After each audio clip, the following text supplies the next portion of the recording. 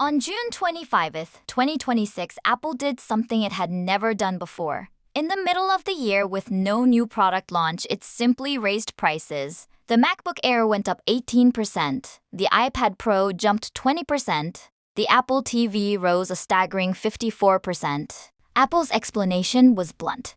Soaring memory chip prices were driving up costs, and the AI boom was the main reason why. In their own words, they had never seen component prices rise this much, this quickly. The reason your laptop suddenly got more expensive traces back to a war being fought over tiny memory chips thousands of kilometers away. To understand how we got here, look at this trajectory. In 2020, before ChatGPT even existed, the four biggest US tech companies spent a combined $90 billion on capital expenditure. By 2023, that number hit $147 billion. By 2025, it jumped to $410 billion. In 2026, it reached $725 billion. In just 6 years, spending from Amazon, Meta, Google, and Microsoft alone grew eightfold. Meanwhile, the stock market was riding this wave hard. On June 20, 2026, Nvidia was valued at $5 trillion, with analysts practically begging people to buy into AI stocks.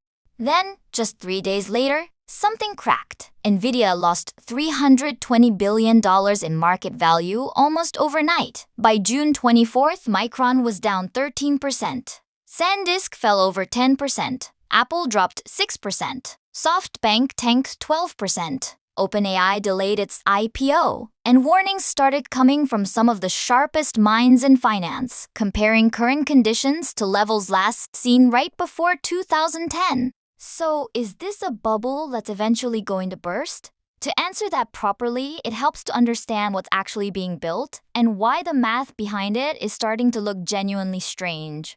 Picture what happens when you type a question into an AI chatbot. Your phone isn't doing the thinking, it's just a screen with a Wi-Fi connection. The actual computation happens somewhere else entirely, inside a massive, windowless industrial warehouse packed with metal server racks. That warehouse is called a data center. A single one of these buildings can hold 100,000 NVIDIA GPUs. Each chip costs somewhere between $30,000 and $40,000. That means the chips alone inside one building can be worth $3 to $4 billion.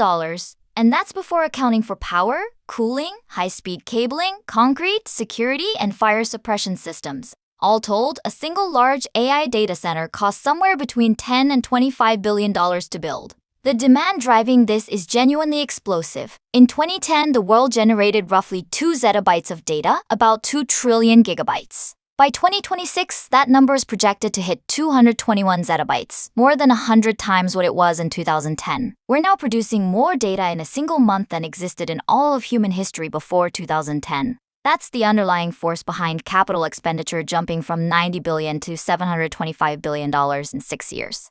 But here's a number that should genuinely give you pause. According to a PIMCO analysis, big tech's capital spending is projected to consume 94% of operating cash flow over the next 2 years.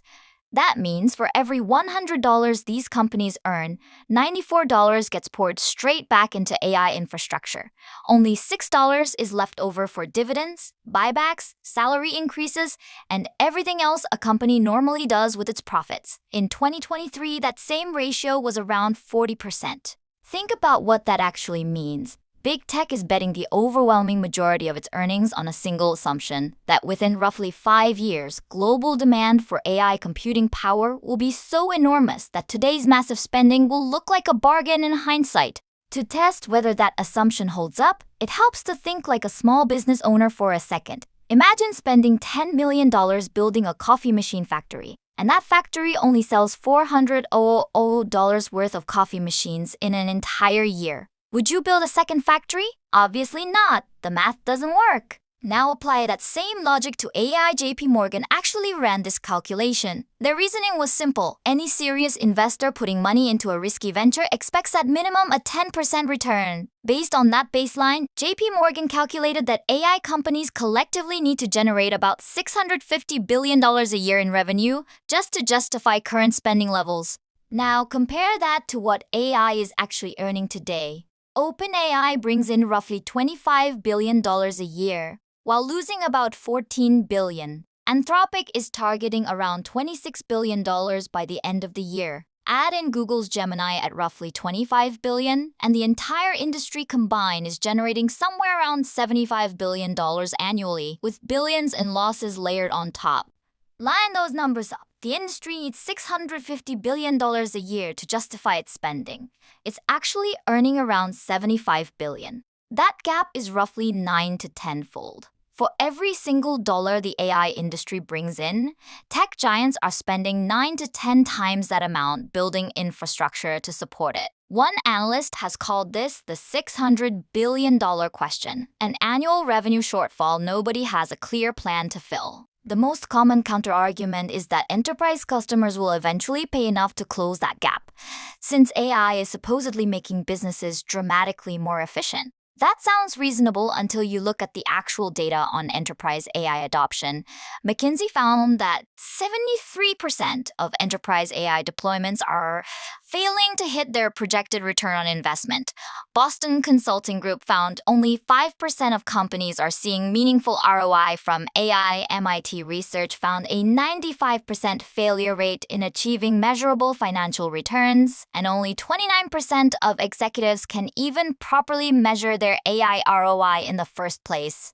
This is where cracks started showing up in real companies. Take a small San Francisco AI startup with about 25 employees. In an interview this past June, its founder revealed his team was spending more on API costs for a major AI model provider than on their entire payroll combined. So he switched the company's entire workload to a cheaper alternative and cut costs by 90% almost overnight. Around the same time, Uber's CTO publicly admitted the company had burned through its entire annual AI budget in just 4 months. That's the twist nobody saw coming. The entire business model behind massive AI valuations assumed enterprises would keep paying more and more for AI usage indefinitely. That assumption is why OpenAI is valued around $850 billion and Anthropic around $965 billion. But starting this past June, enterprises began doing something the market hadn't planned for. They started actively shopping for cheaper alternatives. Palantir's CEO put it bluntly on television in early July, describing conversations with clients who feel they're paying for AI tokens that create no real value for their business, essentially describing current AI pricing as fundamentally unsustainable and overextended. Palantir sells software to government agencies, major banks, and large enterprises worldwide, so this wasn't a fringe complaint. It came from deep inside the industry itself. At this point, you might be thinking, this sounds like a rich person's problem. Nvidia losing hundreds of billions doesn't exactly affect your daily life, except it does, and the clearest example runs straight through a factory in South Korea. That factory, owned by Samsung, manufactures memory chips called DRAM. The same chips inside your laptop, your phone, and even your washing machine. Back in 2024, Samsung faced a choice: keep selling standard memory to consumer electronics companies or shift production toward a much pricier variant called high-bandwidth memory, built specifically for AI data centers. AI data centers were willing to pay roughly 10 times more per module, so Samsung, along with SK Hynix and Micron, the three companies controlling roughly 90% of global memory chip supply, redirected 93% of their production toward AI-focused memory. Capital simply flows toward the highest bidder. The downstream effects have been dramatic. DRAM prices are up 171% year-over-year as of March 2026. DDR5 memory prices have quadrupled since September 2025. Contract prices for standard PC memory jumped by over 100% in a single quarter. Dell's CEO noted that the price of 1 GB of DRAM went from 43 cents to $2.39 in just 6 months, a 5.5-fold increase. That's the direct chain of events that forced Apple, arguably the most vertically integrated tech company on Earth, to raise prices mid-year for the first time in its history. When even Apple can't absorb rising component costs anymore, that tells you something meaningful about how strained the underlying supply chain has become. This is the AI tax, and ordinary consumers are the ones paying it. So here's the strange question this raises.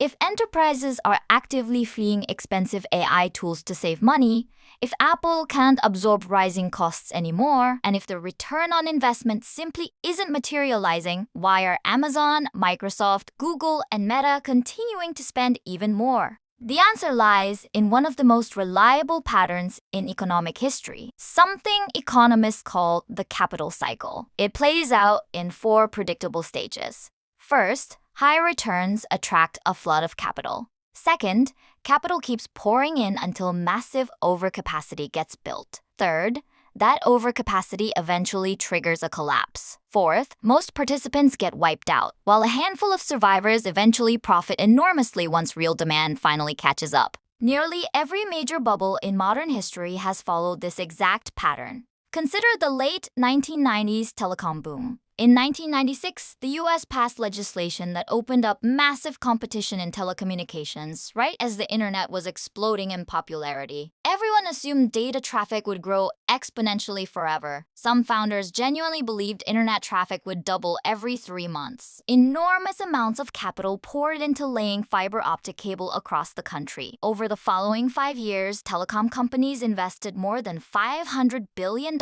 into cables, switches, and network infrastructure. The financial absurdity mirrored what we're seeing today. One telecom company reached a $47 billion valuation without ever posting a single profitable year. Another fiber equipment startup went public at a $1.1 billion valuation with literally zero revenue, eventually reaching a $32 billion market cap. Then reality hit. Internet traffic did grow roughly 100% year over year, which sounds impressive, but nowhere near the 1,000% growth investors had priced in. By the early 2000s, as little as 2.7% of all installed fiber optic cable was actually being used. Over 95% sat completely dormant underground. Trillions of dollars of infrastructure generated essentially no revenue. Bandwidth prices collapsed by up to 90%, and the companies that built this infrastructure began failing one after another. One major telecom company collapsed after hiding nearly $4 billion in expenses to fake profitability, filing what was then the largest bankruptcy in U.S. history. Another company's $47 billion valuation evaporated entirely. In total, the telecom crash wiped out roughly $2 trillion in market value, with affected stocks falling as much as 95%. But here's the twist that makes this the perfect mirror for what's happening with AI today.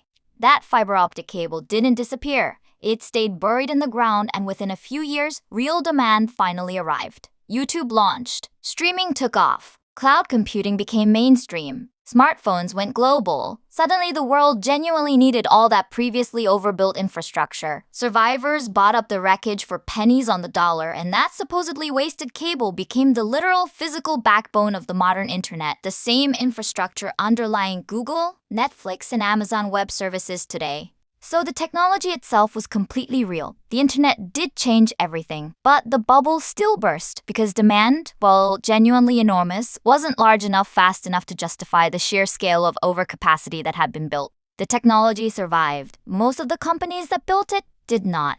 This pattern isn't unique to telecom either. Britain authorized nearly 9,500 miles of railway track in 1846, and roughly a third of it never got built before that bubble burst. America's fiber build-out in 2000 left 97% of installed cable unused when its bubble popped. In 2026, America alone is building roughly $725 billion worth of data centers annually, and nobody currently knows what percentage of that capacity will actually end up being used. So is this definitely a bubble? Honestly, we don't know yet, and there are real reasons for caution on both sides. Companies during the telecom bubble were funded almost entirely by debt, while losing money continuously. Nvidia, by contrast, earned $120 billion in net income last year. Microsoft, Google, and Amazon are among the most profitable companies in human history, not fragile, debt-laden startups.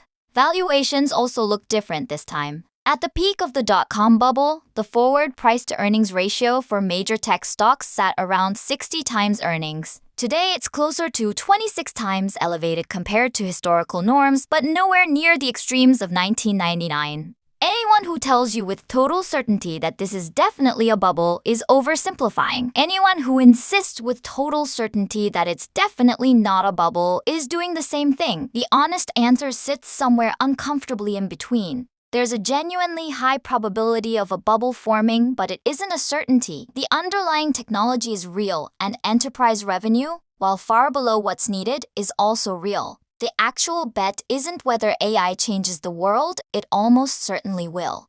The real bet is whether current pricing and spending levels make rational sense relative to that future. So what happens if this bubble does eventually pop, and what happens if it doesn't? In one scenario, the bubble bursts. Jobs disappear across the tech sector, major stock indices fall sharply, and big tech companies slam the brakes on infrastructure spending almost overnight. Since a significant amount of that spending flows into service and outsourcing industries globally, that pullback ripples outward quickly and broadly. In the other scenario, the bubble doesn't burst outright. Instead, companies race to justify their enormous valuations by pushing toward actual profitability, which likely means AI usage costs rise sharply.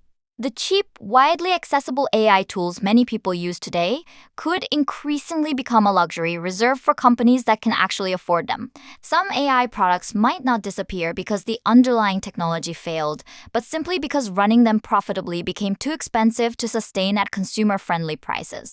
There's a third, much less likely possibility too, that computing costs drop dramatically enough and enterprise adoption becomes efficient enough that the entire industry grows into its current valuations naturally.